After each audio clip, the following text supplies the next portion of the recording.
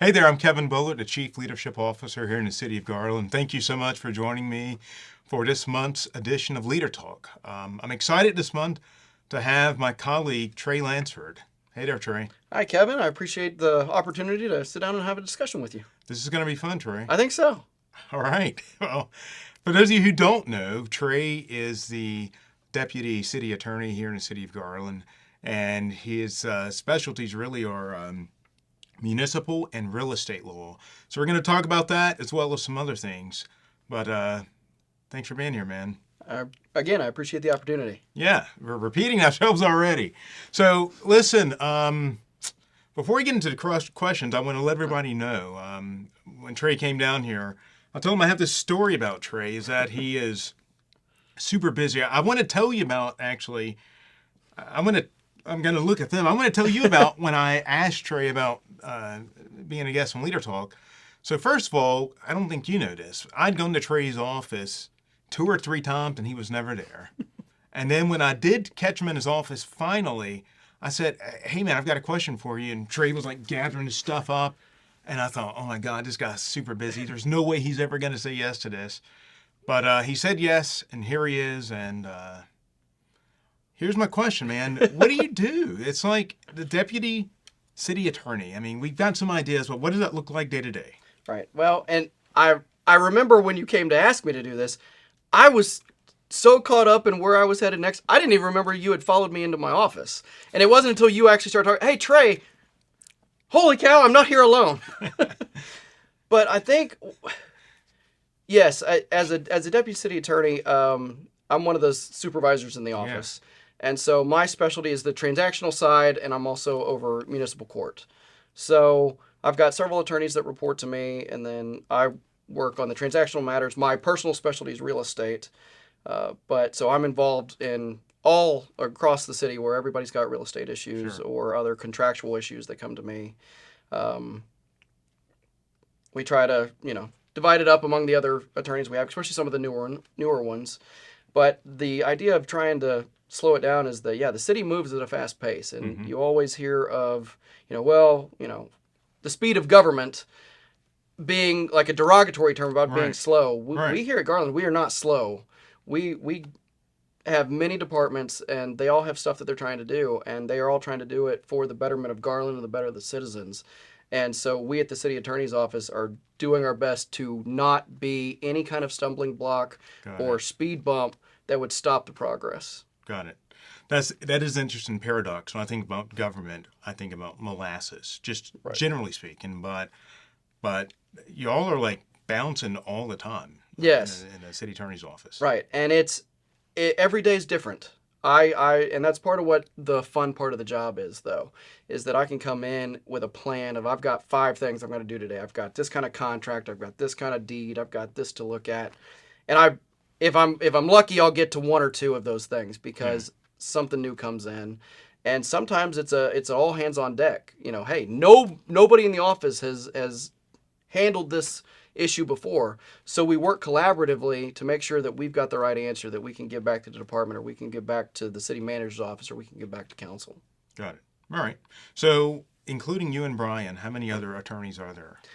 I think we've got a total of 9 now. 9. So Brian obviously is the city attorney. He's the head of the office. You've got Scott Levine, who's our first assistant. He's over litigation and special projects, the supervisor on that side of the house. Then you've got me. I'm transactional and muni court. And then we've got multiple assistant city attorneys that work kind of across different departments that help us out. Okay. And how long have you been here in Garland? I have been here just over 2.5 years now. 2.5 years. And did you come from another municipality or? I did originally, or at least my one back job was at the city of Parker. I was the city attorney for the city of Parker. Okay. It's a small community. For those of you probably heard of it, but you can't place it. It's where South Fork Ranch is. But I was their first in-house attorney and was doing that before Brian and Scott approached me and asked if I'd be interested in coming over here. It's been a fantastic move. Before that, I was in Denton. And then before Denton, I was actually just in private practice. Okay. Dude, you look like you're like 15 years old. But you've got a 15-year-old, so that's quite impossible. Right. I know. I appreciate the compliment. Yeah. So my kids keep talking about the gray that keeps forming in the beard and in the wings. Indeed. And we were talking about male pattern baldness That's earlier. also exceedingly growing back. I feel you. So answer this. So obviously it's your job to advise. Right. And help me get this here. So it's your job to advise, obviously. Folks can take what you say or they cannot take what you say. Right. How do you deal with that? Like when you've got to give somebody, you advise somebody and they do what they're going to do and things backfire. I mean, where do you see leadership showing up and how you respond to this person, especially if they come back to you and say, I made a mistake? And that's part of being an attorney, whether it's in a city or somewhere else. It is our role to advise. Yeah. And it's just like you can go to a doctor and you take advice from the doctor, or you can not take your advice from the doctor. You can do the same thing with attorneys. What you grow into, and I've been doing this, 18 years now, is that you don't take it personal. Yeah. Is that, look, I'm advising you not because I have a political belief or not because I have a weighted interest, but I'm advising you because I've looked at the law and I've looked at the cases, and my job is to help mitigate risk. Is it legal? That's the first hurdle. If it's legal, great. It doesn't matter if I agree with it on a policy side or not. If it's legal, then by all means, let's go forward. Right. And then it's okay, how do we best protect the city? Because whether it's a contract, whether it's a deal, whether it's a new ordinance or whatever, there's always going to be some level of risk where somebody's not going to be happy with it or something's going to go sideways. And when that happens, if that happens, how can we put the city in the best position at the front end so when it happens that we're best protected? And so our job is to look at that and then advise as to how we think that should be done. Right. A lot of times here at the city, our advice is taken, and we appreciate that. But it doesn't, it's ultimately the policy is not our call to make. And best we can do is, okay, well, if you didn't take our advice here, okay, again, I'm not going to take it personal. But now when you come back and say, okay, well, now we need to rework something because I didn't take your advice, what do you recommend here? Okay, we pick it up anew. It's like, okay, well, now it's a different fact pattern. Because the facts have changed, my legal advice is most likely going to change as well based on the new fact pattern. Right. All right. This is great, man. I think one of the things you've given is a framework for any of us about when something happens and we are tempted to take it personally. Yeah. In a lot of cases, we're not even going to have to consider is it legal or not. But the second one is, does it best protect the city? And I'm just thinking about, like, if a decision gets made here, for me not to take it personally, a way for me to look at it is it for the good of the city? Yeah. It may not be, I may not like it personally, but the Garland's not about Kevin, all right? It's about what's best for the city. And I think that goes with every role here in the city, because we all have the temptation to take things personally when they happen. Right. And I think that's part of how, especially working at a city, as opposed to working in private practice, working at a city is different because we can start with the position that we all want what's best for the city. Right. And that I have my experiences and my education that comes from a certain angle. You have completely different experiences and a completely different education. So does somebody in any other department. Right. And so they can look at it from a different standpoint and say, I think this is what's best for the city, and come to me and I say, okay, that's great. How can we make that happen? In the sense of, let's reach that goal together, because instead of inferring that somebody I'm working with is trying to get around something, it's not that kind of mental framework for us to look at the problem. It's no, we have a goal. We're not trying to work around a law, or we're not trying to work around a policy, but how do we reach that goal with this policy in mind? Right. And together we can, most of the time, come to a solution. Got it. All right. So here's the next question. This one's a bit more personal. So tell me about a time when you had to make a decision, where you made a decision knowing that it was going to risk some personal relationships. Maybe it was going to risk what folks thought about you, but it was the legal thing to do. It was the thing that best protected the city, whether it was Garland, Denton, or anywhere. Okay, knowing this will be brought. This was a prior employer that I was working at. I won't say which one, but there was a situation that came up where the decision being made by the policymakers, I honestly, at the first question, thought the answer is no. What they're trying to do is not legal.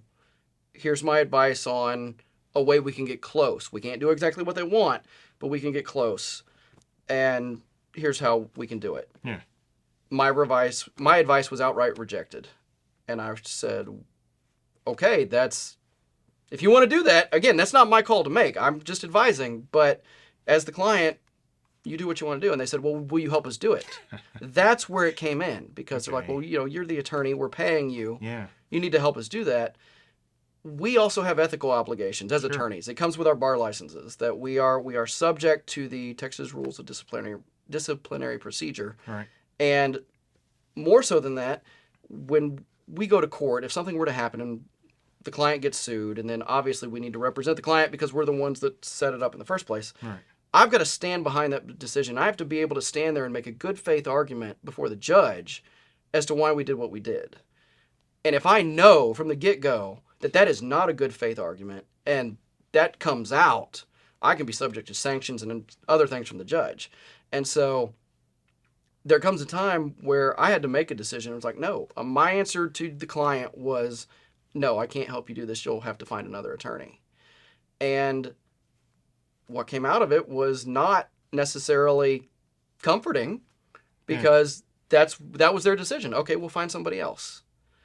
And so it was learning in the sense of, okay, there comes a time where that one feels more personal.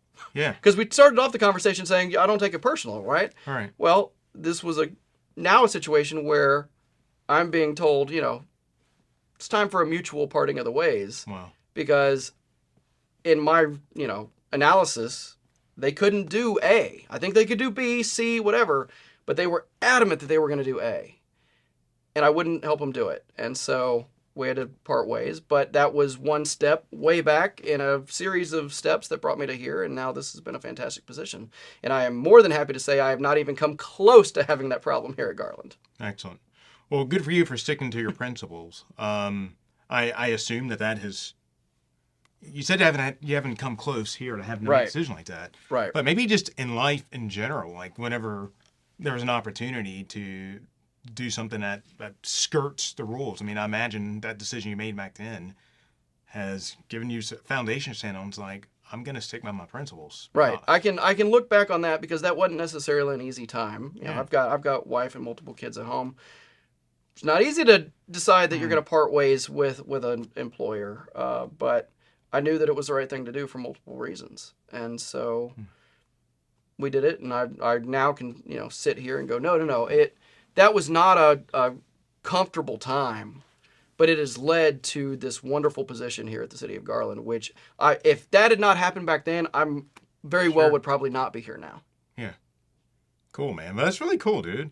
I hear these stories about folks who have made these decisions that cost them something. I mean, I hear stories, but I don't know that I've met someone where they made a decision and it cost them their job. No. So that's good. But I can imagine you also, at least from a conscience standpoint, you slept well. At least from that standpoint. Very much so. That's very excellent. much so. I walked away with my head high. Yeah. And, it all worked out the way it was supposed to. Right. And we're sitting here today. Right. Excellent. It was all for this. Trey. Exactly. It brought me here. For this moment. So let me ask you this, man. So that was a time when you stuck to your guns and you did the right thing, and it cost you, but it worked out. Yeah. Now tell us about a time when you made a mistake and you're like, yeah, this was my mistake, but you recovered from it. What did you learn from it? How'd you grow? Well, I don't know that I have a specific one in mind, but one of our job hazards, as it is as attorneys, is issue spotting. We are taught from day one in law school that you're going to issue spot. And all of our test questions, all the way back then to dealing with clients, especially your first couple of years of practice, is they come to you and, okay, here's my question. If I do this, is it okay? Or this happened, can I sue him? And they ask a very pointed question, or they have a very limited fact pattern. And what we're taught is the analysis of, okay, issue, rule, application, conclusion. Issue is this. Here's the rule. So here's how it applies. And we can issue spot. We can spot trouble from a mile away. Right. But what law school doesn't teach us is, okay, but how do you fix the problem? Yeah. You've spotted the problem and why it should go bad or why it shouldn't work. But law school doesn't then turn the question around and say, okay, how should it have been done? Mm-hmm. And that's something that had to come from years in practice. Right. Of, okay, you've come to me with an issue, and so now you had asked kind of earlier, how do I slow down? I've taught myself that I've got to slow down because I need to understand the context. You're coming to me with a question, yes, but behind the question is a goal. And I can better help you, and I can better help anybody in the city if I understand the goal more than the question. And so that's been a learning part for me just throughout my practice over the past 18 years of don't just issue spot the question, get to the goal behind it, because that's where we can really help the client. Got it. I love that. Don't just issue spot. Yeah. But understand the context. The phrase that I've heard and I love is context is decisive. Yeah. And it's everything. It is. It's a very great way to put it. Yeah. All right. So this one gives to, this one's going to speak to, I think if we're all honest, it will speak to all of us. We all like to be right. Right? We like to be right. And in your profession in particular, there is a high value placed on being right. Very much so. Right. So how do you, in the midst of that rightness and being right, how do you cultivate just a spirit of humility and curiosity in the midst of being right? In our profession, it's a mixed bag in the sense of we are constantly being humbled because of the changes in the law. Yeah. There are areas of the law, such as real estate, that I know very well. And there are areas of the law, such as a bankruptcy issue. I don't have the first clue. Mm-hmm. And there's just no way that I could know everything. But even in the stuff that I know general municipal law, I know real estate, I know contracts, I know property, I know land use. The Texas legislature just got out of session and they passed a whole bunch. I think TML put out a list and it's like 190 pages of bills that were passed. Yeah. Those are all changes that we now have to incorporate. Right. And so the humility comes in the fact of, I know what I know, but I also know that there's a lot out there I don't know. Right. So I have to understand that there's going to come research with just about any question you ask. You could come to me with a real estate question, and my answer is going to be to you, if it's especially something real estate related, okay, here's my first take and what I think the answer is because that's what I know. Mm-hmm. But let me double check that hasn't changed from either the legislature or a court case before I give you a definitive answer. And so I think that's one of the things that sometimes people get a little frustrated with attorneys, right? Because they're come to us and they're like, okay, well, what about this? And our answer is, it depends. Yeah. But it's not just it depends because I'm unsure in that I don't know what I'm doing.